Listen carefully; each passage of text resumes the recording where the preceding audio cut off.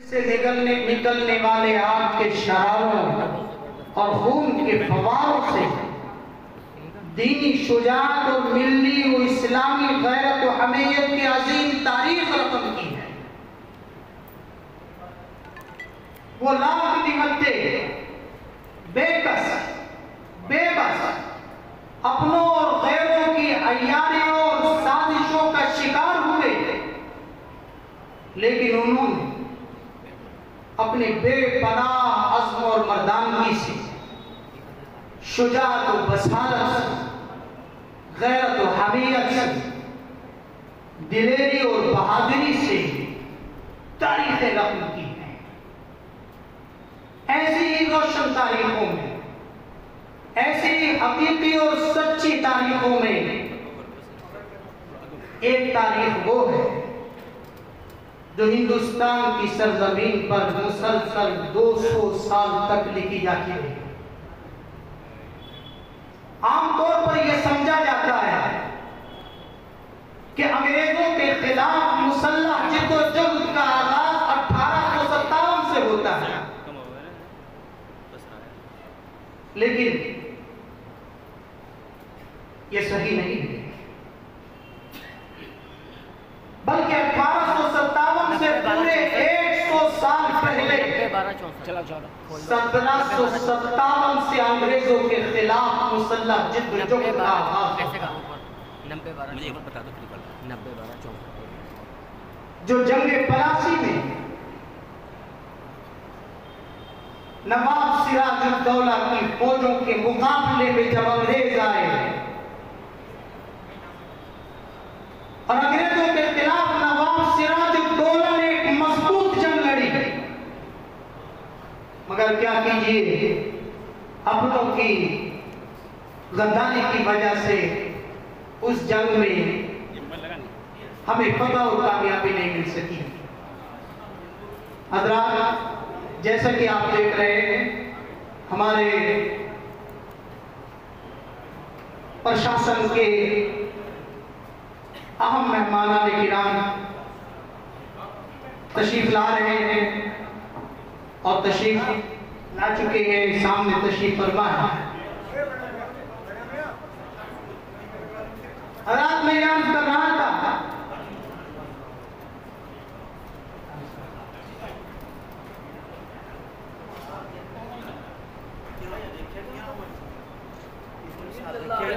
साहब, ये तो आप देखिए,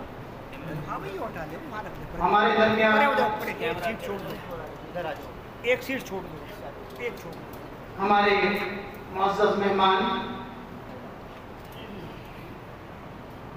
एसएसपी साहब, वरिष्ठ पुलिस अधीक्षक, जिला पुलिस ऑफिसर आली जनाब इज़्ज़त-माब जनाब विपिन टांडा जी तशरीफ ला चुके हैं। आपकी तशरीफ आवरी पर हम तहे दिल से आपके आभारी हैं, आपके शुक्रगुजार हैं।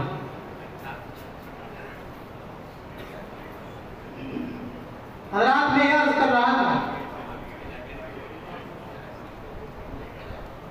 1947 में मिलने वाली ये आजादी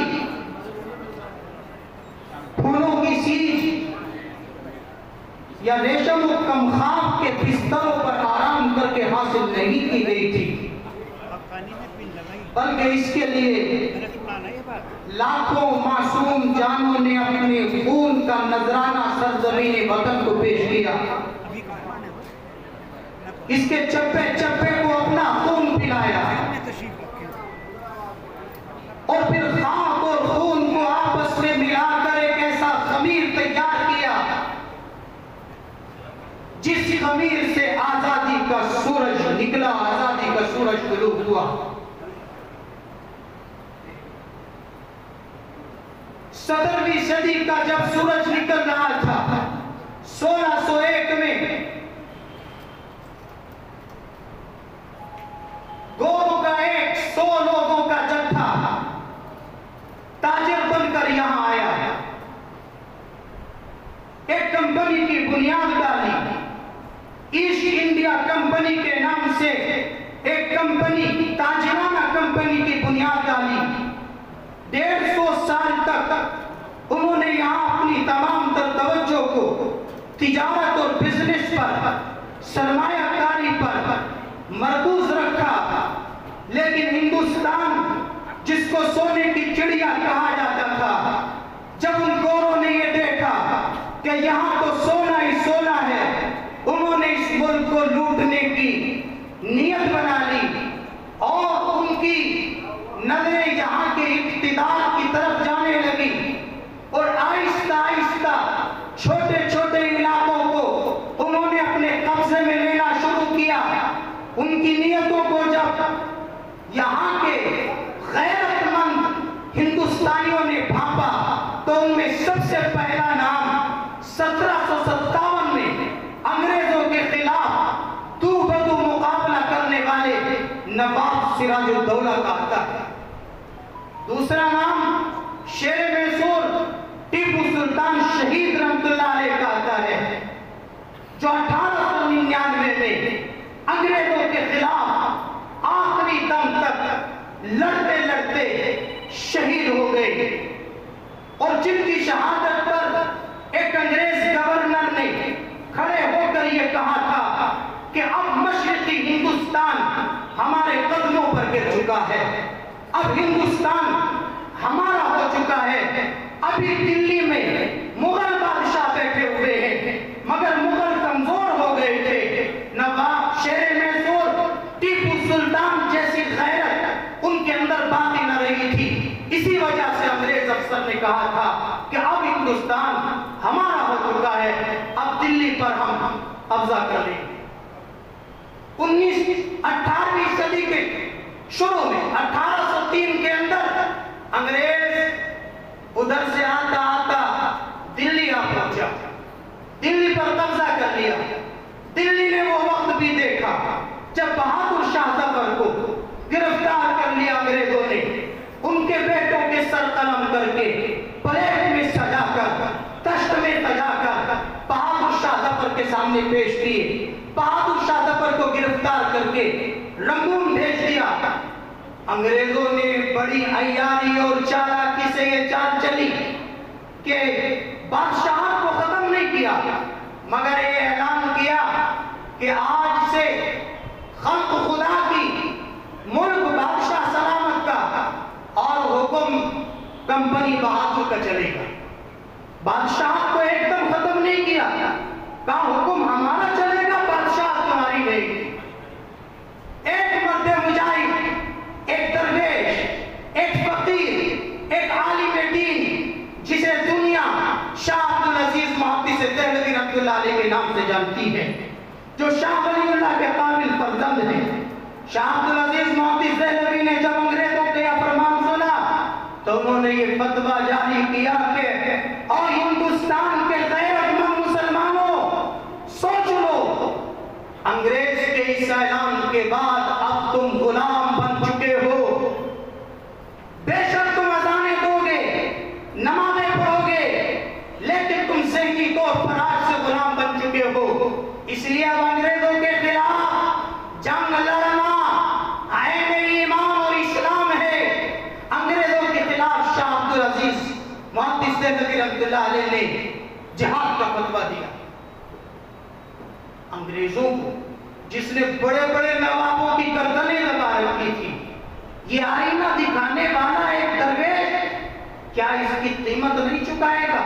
इसकी कीमत चुकानी पड़ेगी। शाह अब्दुल अजीज को जहर दिया गया है, उनकी जायदाद को कुर्क कर लिया गया है, उनके जिस्म पर अय्यारी और साजिश के साथ छिपकली मिलाकर उपकम मारा गया है, जिससे उनकी बिनाई जाती रही। फिर आखिर 1824 में शाह अब्दुल अजीज मुहद्दिस देहलवी रहमतुल्लाह अलैह इस दुनिया से रुखसत हो गए, लेकिन अपने मिशन को जिंदा रखने के लिए अपने बड़े दो जबरदस्त शागिर्दों को तैयार किया। उनमें एक नाम सैयद अहमद शहीद रहमतुल्लाह अलैह राय बरेलवी का है, दूसरा नाम शाह इस्माइल शहीद रहमतुल्लाह अलैह का है, जो शाह अब्दुल गनी मुजद्दिदी देहलवी रहमतुल्लाह अलैह के फर्जंद हैं और शाह अब्दुल अजीज के खानवादे के चश्मचराग हैं। इन दोनों बुजुर्गों ने पूरे हिंदुस्तान के अंदर एक इनकलाबी दौरा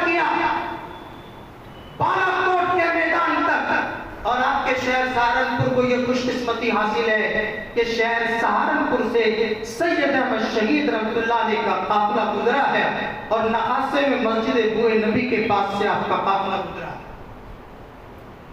सैयद अहमद शहीद और शाह इस्माइल शहीद रहमतुल्लाह अलैह ने पूरी पामर्दी और जवामर्दी के साथ आजादी और हुर्रियत की एक लड़ाई लड़ी। फिर 1857 आ पहुंचा। 1857 की जो जंग आजादी है, ये आजादी इस मुल्क की एक साझा विरासत है। इसमें इस मुल्क के बरादरान और मुसलमान, हिंदू मुसलमान भाई भाई होकर अंग्रेजों के खिलाफ सरबकफ थे।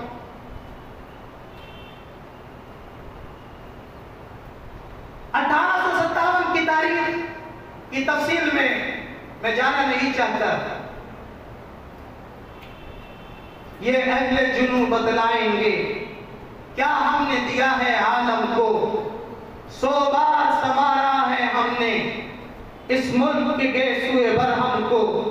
ये अहले जुनू बतलाएंगे क्या हमने दिया है आलम को, इस बज़्म जुनू के दीवाने हर राह से पहुंचे यज़्दां तक, हैं आम हमारे अफसाने दीवारे चमन से जिंदा तक। एक लंबी तारीख है। 1857 के बाद 1866 में ठीक 9 साल के बाद दारुल उलूम देवबंद और मज़ाहिर उलूम सहारनपुर की बुनियाद रखी जाती है। याद रखें आप, 1857 के 8-9 साल के बाद दारुल उलूम देवबंद की और मज़ाहिर उलूम की बुनियाद रखी जाती है। यानी आजादी से तकरीबन पौने 100 साल पहले 1947 में आजादी मिली। अब ये जो 2 मदरसों की बुनियाद रखी गई, इन 2 मदरसों से इनके अव्वलीन शागिर्दों में से 2 नाम सिर्फ लेना चाहूंगा। एक नाम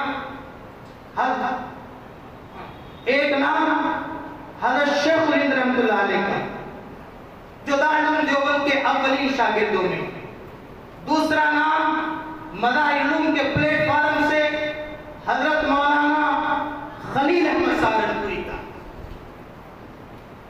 दोनों एक दूसरे के रफीक, दोनों एक दूसरे के यारे गार, दोनों एक दूसरे से मशवरे करने वाले। शेखुल हिंद की रेशमी रुमाल की तहरीक के मशवरे मज़ाहिर उलूम के कुतुबखाने में बैठकर हुआ करते थे। मज़ाहिर उलूम का एक रोशन किरदार है जिसके लिए हमारे सदर मोहतरम का कलीदी खिताब होगा। मैं